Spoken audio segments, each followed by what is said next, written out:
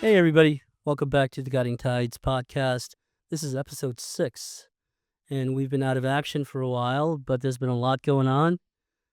We've all had personal journeys that we've gone through in the last couple of months, last couple of weeks, and we're happy to be back here and happy to present our views on issues that are affecting all of our lives and hopefully help somebody in the process.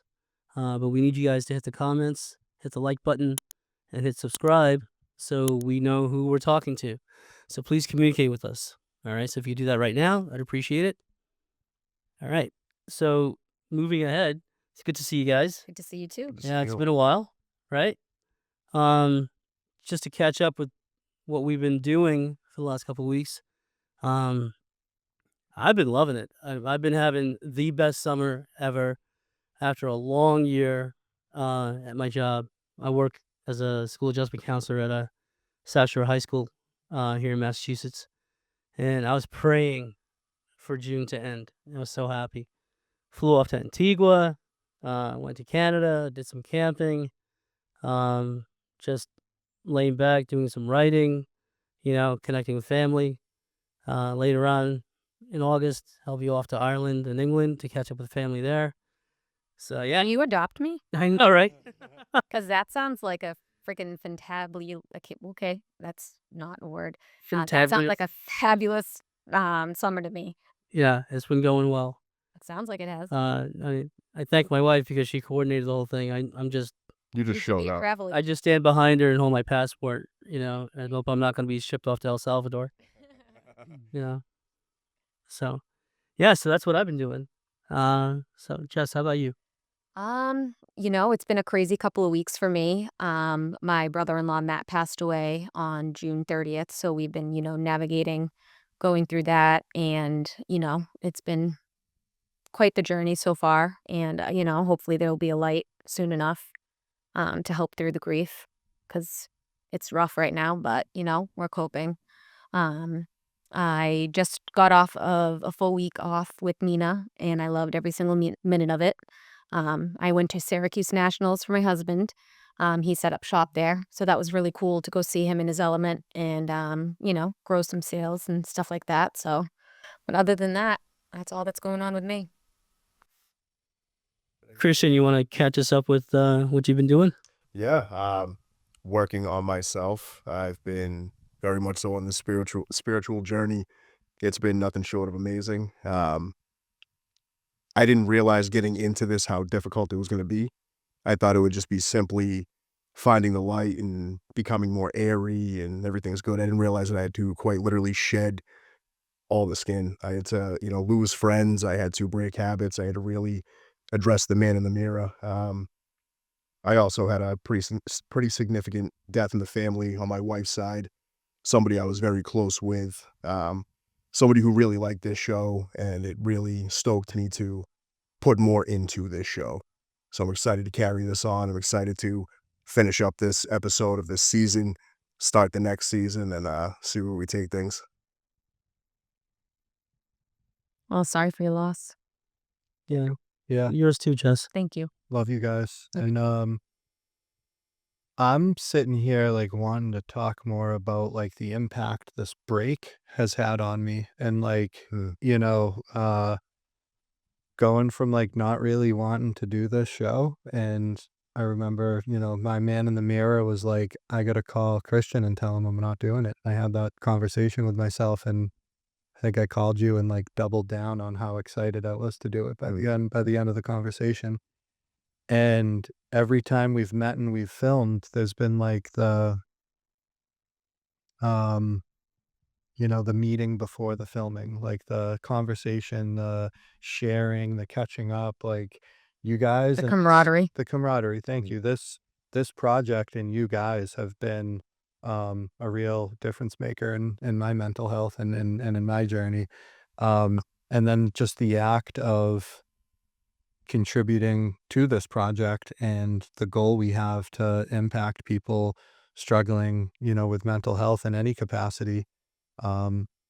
So yeah, it's really good to be back next to you guys.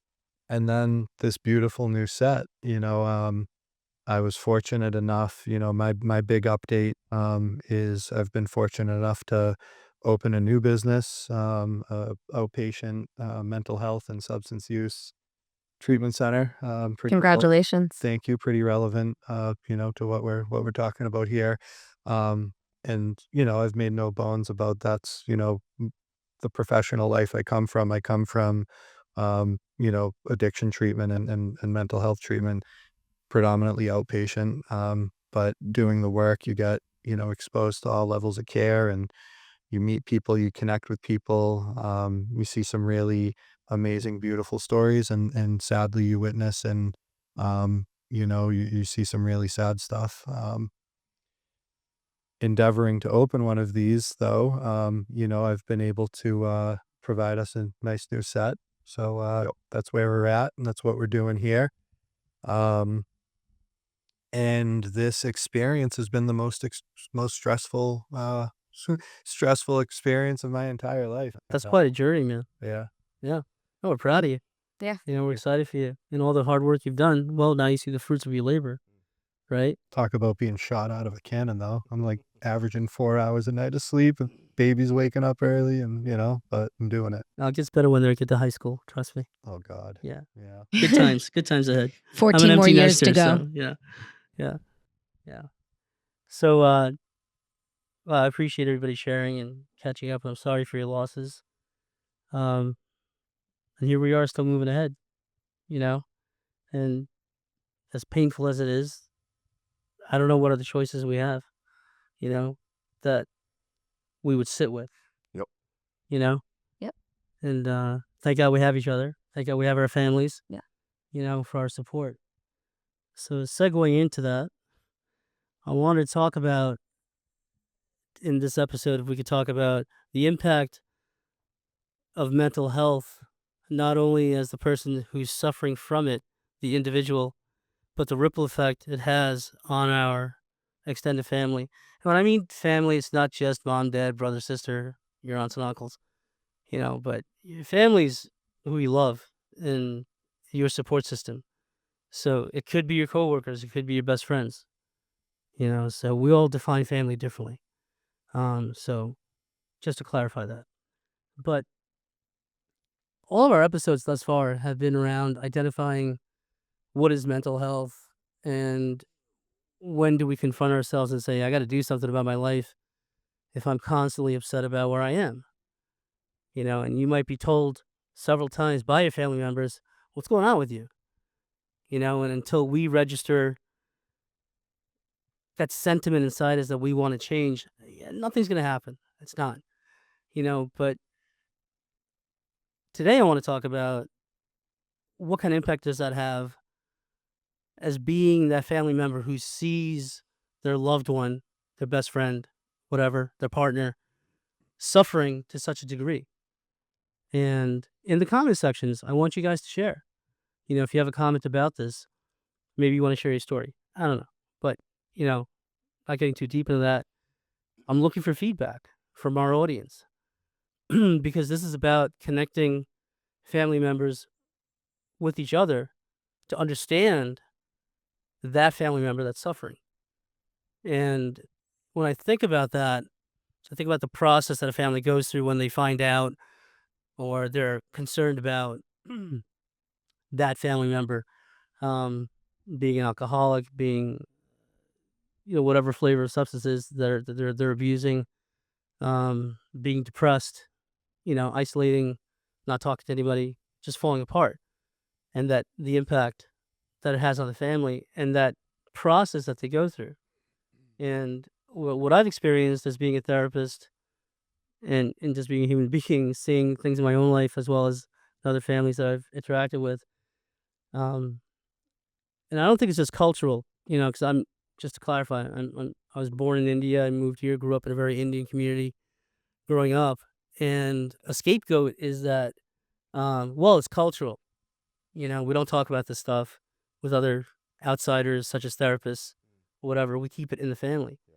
And I'm going to call. Get down with that. Yeah, right? That completely. But I'm calling BS on that, because that's just a scapegoat Yeah. to hide behind. Yep. And a lot of times there's such shame that comes up when your family acknowledges that their child is suffering from X, Y, and Z, whether it be depression, substance abuse, and they're like, the first thought out loud to that person is like, "What are other people going to think about you? You're a failure. What shame are you bringing upon our family?" And that's a very real thing. And so I call BS on the cultural component, but I think that that's a very real thing that a lot of families struggle with, no matter where you're from. Whether you fifth generation U.S. citizen here, or whether you're Indian or Japanese or whatever, it doesn't matter.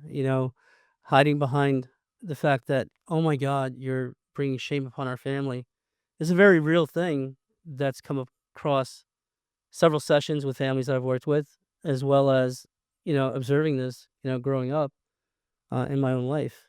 Yeah. And I was just curious what your feedback was around that element. So for me, the best way I've learned to support people is through learned experience. I grew up in a house with people who had mental health issues and substance abuse issues. I've befriended these people. I've been part of those people. Um, and I've seen all these people break into two categories: people who have either won their battles, or unfortunately, I have a few close people, whether it be a substance abuse or mental health, they lost their journey. So for me, what I found is meeting them where they're at, doing what you can do within your own boundaries. You have to set boundaries. You have to hold boundaries. If you don't, you're going to lose yourself trying to help other people find themselves. I mentioned this in the past episode, taking on issues of family members to the point I'm losing sleep. I'm missing work. I'm all fucked up the next morning. Right. And I check in with them. They don't answer. Here I am thinking they're dead. Panic to the max.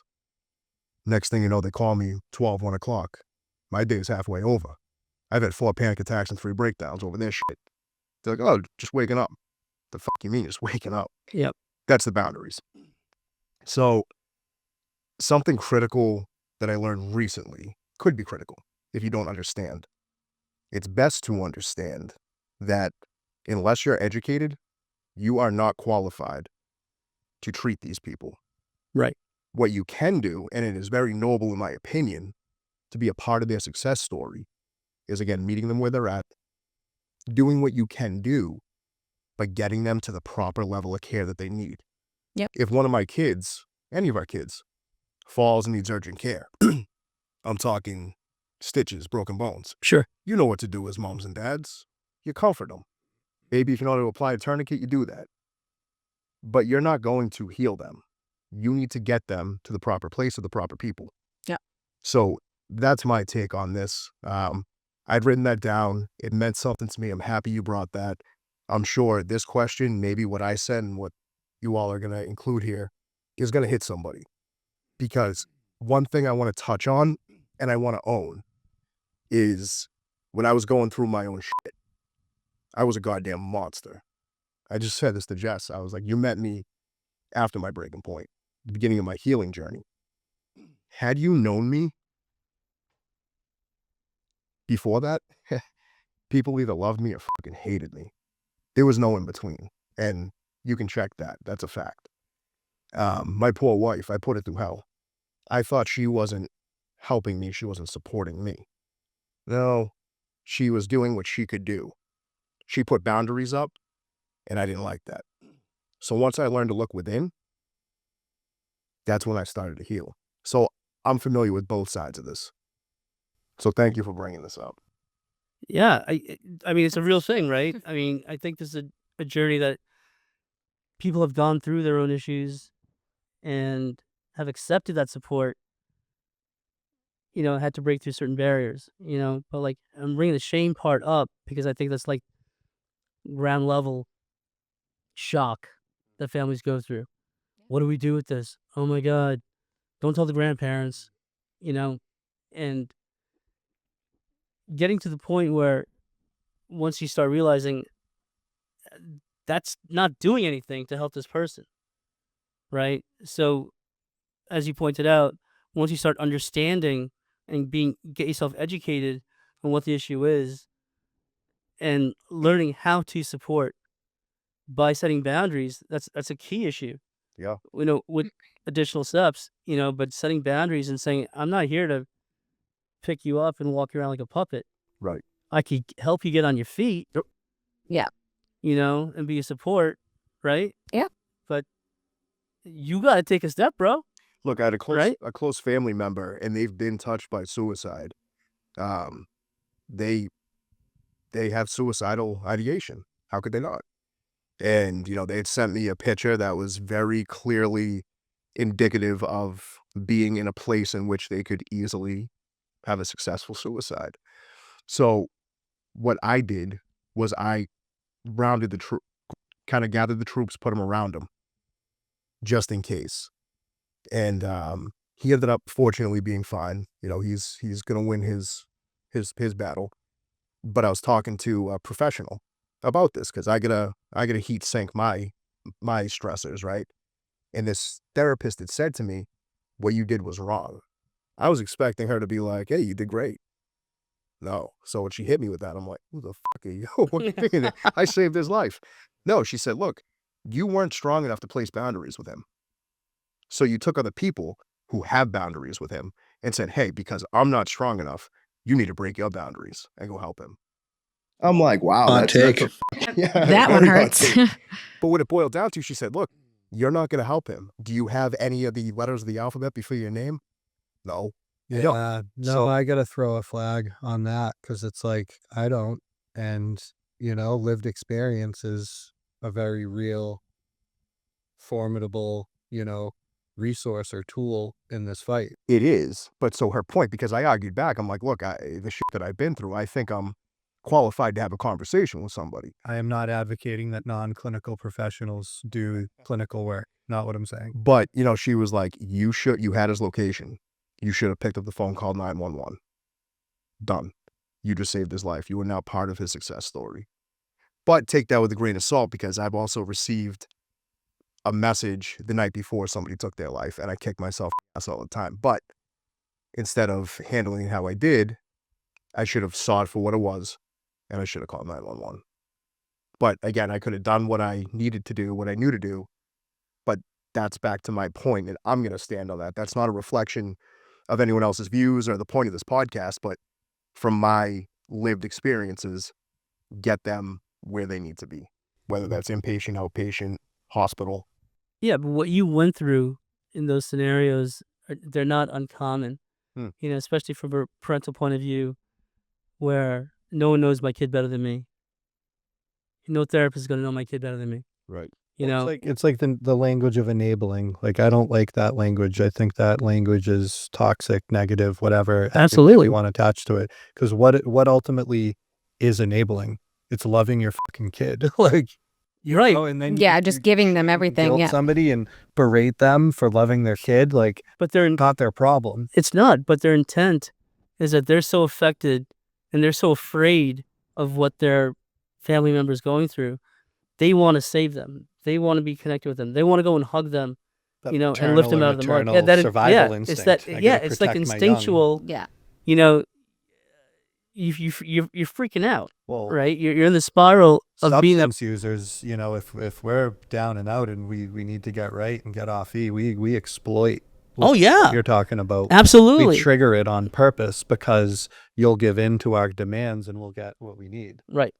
So there's that fine line of being empathetic and wanting to help. But still having those boundaries set in place. Right. And when you don't, your You sympathy inherit takes their over, issues. right? And you enable their behavior. Yep. Poor Johnny, he doesn't know better. He needs me.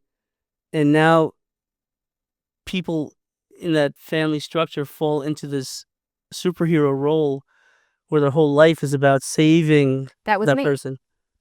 I was Right? in superhero mode for like the longest time. Right. And then now I'm just like, I don't give a fuck. That's kind of where I'm at right now. Oh, that's what you're going to do? Okay. Yeah. Sounds That's good. Carry on with that. Yeah. Let me know how that works out for you. But that's where I'm at with that. I've been I've there. gotten I've to been a there. point where I've I've become so numb to other people's problems or issues that I don't have room in my life for other people's problems. Yep. Like, that's just where I'm at. And that's that. When I'm not taking care of myself mentally and spiritually, it literally feels like I'm being assaulted by people's problems. Like at some point in the Oh, when day, you're in a low, yeah. the incoming text messages, the incoming phone calls, people literally coming into the room I'm in. And if I'm not on my game and taking care of myself and, like, I love the expression, like the rent is due every day on my spiritual condition. Like I got to pay the rent daily. Yeah. Or I'm going to pay for it. I'm going to suffer. I'm going to misinterpret regular, normal life happenings as like attacks. And like, then the pressure starts to build on the chest. Mm-hmm. Then I start waking up with the elephant foot on my chest again. And it's like And then you're back to Can't- square one. square one. Work every day, like rent's due every day. I just seen fire in Jess's eyes. I want her to continue with what she was just saying and Fire, huh? ultimately answering the question of the But current. going from being somebody that was always like, how can I help? What can I do? What do you need? Oh, let me do this. Let me do that. I became, I don't know what the word I'm looking for here, but I became almost like useless to myself. Too resourceful to others. Yeah, too resourceful for others. I like that. I've heard it. But there's a referred- martyr syndrome with that. But you know- now I feel like I'm too, I don't give a fuck. Hmm. Like, how do I get a good, healthy balance on that? Because, I mean, it's hard to not have any emotions when it comes to other people's problems. Because I've always had some sort of empathy or sympathy for others. I've always found it's like a reflection of myself. Like if I'm like for my stuff that I brought up, if I'm interpreting things and processing them that way and biologically like alarms are going off when there shouldn't be. Yeah. What's wrong with me in those situations is I'm usually thinking about myself too much. Cause like paradoxically, when I'm serving That's a me big word. What the hell does that mean? paradoxic, a paradox. Use it in a sentence. Two things that coincide next to each other that contradict each other. Contradict each Okay, perfect. Thank you. That's a much easier word for me. paradoxically or even ironically, I could swap in there. Ironically, Mr. Synonym, there you go. helping other people, being useful is what drives me, is what keeps me alive, is what makes me feel like I have, beyond. Don't get me wrong. I still love helping people. Like if Well, that's not your profession either though. Yeah. Like but like I do when like a friend's in need, of course I would not mind dropping whatever I'm doing and going to help them. Or say, I don't know. Obviously, we just lost my brother-in-law. So like obviously I care about what just happened. I'm devastated, it's a loss of a lifetime, do you place an expectation on yourself in those situations to like I do. not break down I the do. other people's strength? I do. Then that's exactly what I did this whole time. That's And I haven't had so my hard. moment to fully grieve him passing. And I know it's going to come, but like I just haven't allowed myself to fully open up to that because I'm just, yeah. Fearful of that process. Yes, and I'm not ready because it's just a lot. It is. And we fear that. And to avoid that, I was mentioning earlier that people kick into a martyr syndrome as a family member to help them process what's going on. Because tying back to that shame thing, well, now that I'm a martyr and everyone knows cat's out of the bag that my son has, whatever issue he's dealing with, Yeah. people feel sorry for me. And I'm not saying there's a conscious thing. Hopefully it's not. Yeah. But I've seen it happen with plenty of families where I'm dedicating my life to salvage or save, my kid's life or my dad's life or, whatever.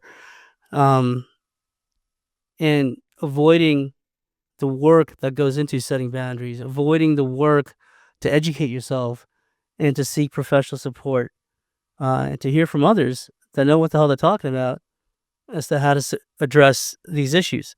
I have my therapy appointment tomorrow, so I will be addressing the elephant in the room, and I can't wait. And I think that's going to be my moment of like relief because I'll be in a safe place. I'll be happy to be able to share what I've been feeling.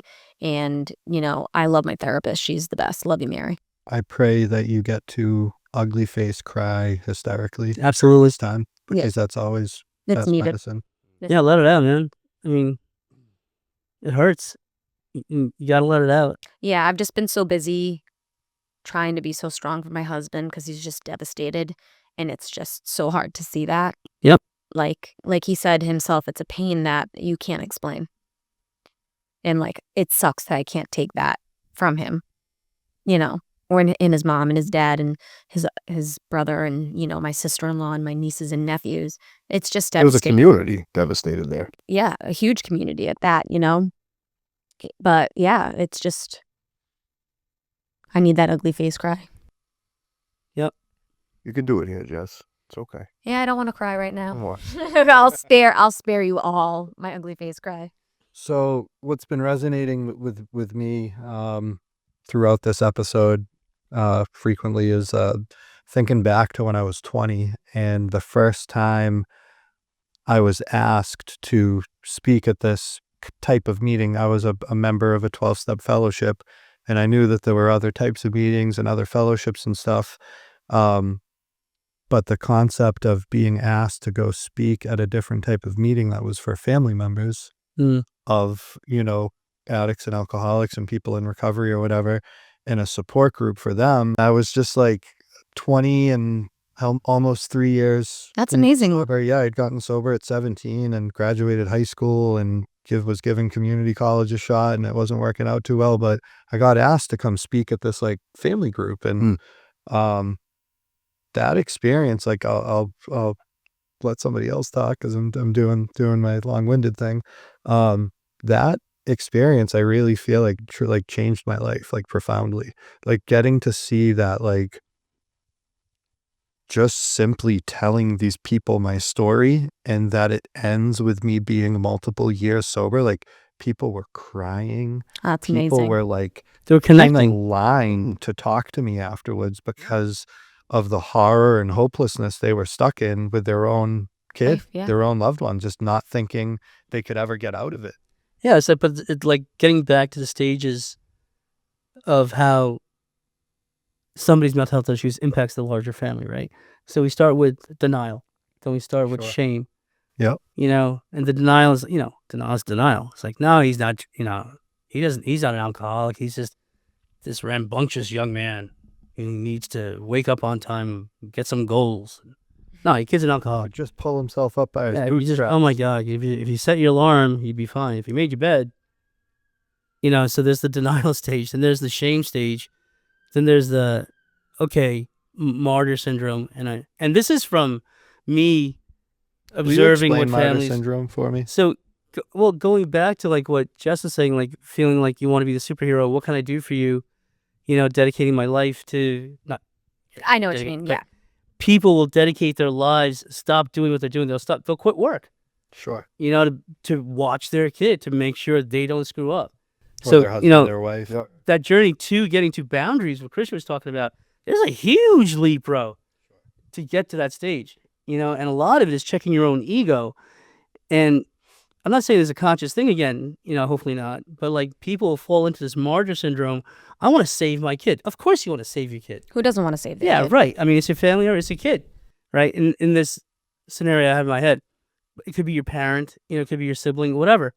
But someone you care about so much, of course you want to save them. And you would do anything you could possibly do to do that. That's not helpful. You know, if you don't know what you're doing to help them, you could be hurting them more and more by instilling shame in them. Like, don't you see what you're doing to the family? Just stop drinking. Just stop. Just cut it out. You can't just stop. You can't What's just cut wrong that with you? out, you know, like, you know, Christian. I need to jump in here. Yeah. As I guess the person spearheading this, I know Mahesh is the spokesman and we all have an equal part here, but you guys are great. I love when you go off on your fucking tears. I'm sure people do too. I don't want this to be something that's so like robotic and giving out definitions. I promised last time we would stop doing that. But these are great things to talk about. And whether you guys know this or not, the point of this is for the people struggling, there is help out there. At any level, there is help. I don't care what you look like, what you come from, what your beliefs are. I was so against this. I was saying to Jess in a previous conversation, if somebody had mentioned the idea of me getting any sort of help, my wife used to threaten me all the time with, I'm going to section you. She thought that's what I needed. It's not what I needed. But how's she supposed to know? She's not trained in it. It took a lot, but I learned that there are resources. For the people supporting those people, those loved ones, those family members, by whatever definition you have, there's resources for you to be able to help you help them. This is a circle here, and we all have to work together. And I just want to, before we go off on too many examples and stories and past, though I love it and I love the fire each one of you has, and you can see it on camera. My wife watched it. I watched it 100 times with her editing. You know, you're all getting more comfortable and more fired up, and I love that. That's what it's about. It's bringing this, what I see in each of you, and collectively to a community to spark this conversation. Yeah. We have, each one of us, we all look different, act different backgrounds, but we all have one common mission, and that's making the world suck a little bit less. Yeah. And opening up conversation. Yeah. The world sucks right now. Hell yeah. 2025 has Jeff been was like talking about shit. the CERN and hydro colliders and fucking things are all The crazy crystals. right now. Yeah, crystals in my ears, and yeah, I started a business. Oh, life sucks. life sucks. There's different devils at every level. Different devils at every level. I've been saying a lot that the devil's in the details. Yeah. Yeah. And that's why you need to listen to me talk for 45 minutes, because I'm going to give you all the details. You're going to be a trip when you're like 65, 70 and starting to kick into dementia with your grandkids around you. I can't wait. I'm going to introduce myself to him every time I see him. He's the grandfather from The Simpsons. But see, you get to be someone different each time. Hey, it's Uncle Frank. How you doing, son? I hope I'm like the grandpa from The Simpsons. So, Jeff, you were asking me, how do I define the martyr, you know, in the family that will set aside everything in their lives to help their child. And that's the vision I have. And that vision comes to me from the families I've worked with, you know, and from just my own life experiences growing up. And I see that as a role that people will take on to address their shame and to address how am I going to present this issue to my larger community. And that is a real concern. That is a real factor, of course, you know, but jumping off from that point where you're dealing with your shame through being a martyr now, like, oh, you poor thing, you've got a family member that's suffering. Yes, I know, I'm trying my best, you know, but only if I could, you know, convince him to stop or convince her to stop, you know, poor me. The attention is still on the family, still on the shame. And so that's how I'm defining it, you know, and please comment if you agree, disagree, what your views are on that. I'd love to see what the feedback is on that. But jumping from that point to what Christian was talking to earlier about setting boundaries, that ability to set boundaries comes from understanding what that family member is suffering. And that is only done through educating yourself as to what alcoholism is, or what depression really is, what anxiety disorders do, and how that's suffocating. And you know, you got to remove yourself from the picture and focus more on how do I appropriately provide support? Because we think we're providing support when we go to our family member and say, can you just stop? Don't you see what you're doing to mom and dad? Don't you see what you're doing to your wife and your kids? That's definitely not support. Right. That's not support. It's shaming. That's not tough love either, you know? No, it's Just not. being a dick. Yeah, it is. You know, but Hurt people hurt people. So Yes. it's like the problem, and this is kind of a beautiful thing about Al-Anon. They have like the 3 C's that they teach as like a mantra. I didn't create this. I can't change this. Help me out in the comment section. I don't know what the 3rd C is, but it's like can't control it. can't control it. Thank you. And that's like maybe the martyr syndrome is like thinking you can, you know, Right. and like I'm gonna die on this hill kind of Yeah. thing. Yeah. Being somebody who's worked professionally on the phones with, you know, these people, like the people you're talking about, calling an 800 number to a you know, a recovery center to ask some questions and try and piece together some sense of things.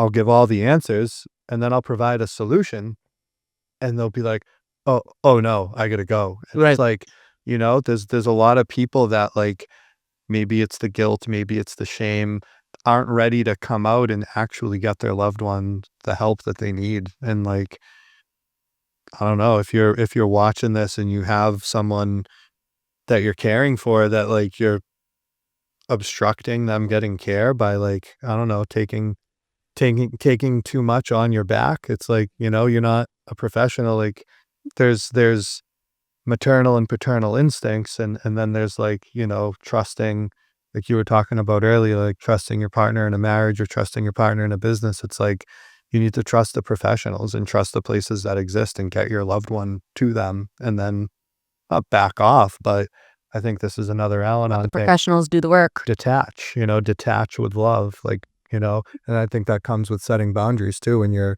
loved one isn't willing to get help and they aren't willing to face the facts that they're getting crushed by depression, or whatever their struggle is. Yeah, and part of that educational process is learning how to be support. And instead of playing the blame game and shaming someone when they're suffering, is knowing how to back off and do more listening than talking. It's just being stuck in the problem that way. When you do it the other way, you're just living in the problem and stuck in the problem and not actively seeking a solution if you're in the problem. Yeah. Yeah. So wrapping things up, folks, I just want to touch on the main takeaways that we covered in this episode. Once we realize that a family member is suffering from a mental health issue, substance abuse issue, there's a jolt to the system, and there's a process of accepting where we are as a family. It shatters the illusion of like what we thought our family was or where we should be. And we're faced with the reality that we have someone suffering that we care about very much. And there's the denial stage, then there's the shame stage, and then I'm going to save them, and I'm going to be the one that takes care of my family. No one needs to understand anything, keep it in the family. But until you get to the point where you realize that that's not helping that family member, the only way to really do it is to educate yourself on how to properly support this person. And blaming them and shaming them is not going to help. And that's very instinctive because we're hurt. Our family's hurt. And there's a lot of rage and rumblings that are going to happen between, other family members on how to support. But the root to it is going to be on educating yourself on what they're suffering from and getting them the professional guidance they need and knowing your role as to how to be supportive, how to set boundaries, and how not to enable, but to prompt them to go through the process of healing themselves. So I'd love to see your comments on this. Please reach out. Please hit like and please hit subscribe. Thank you very much.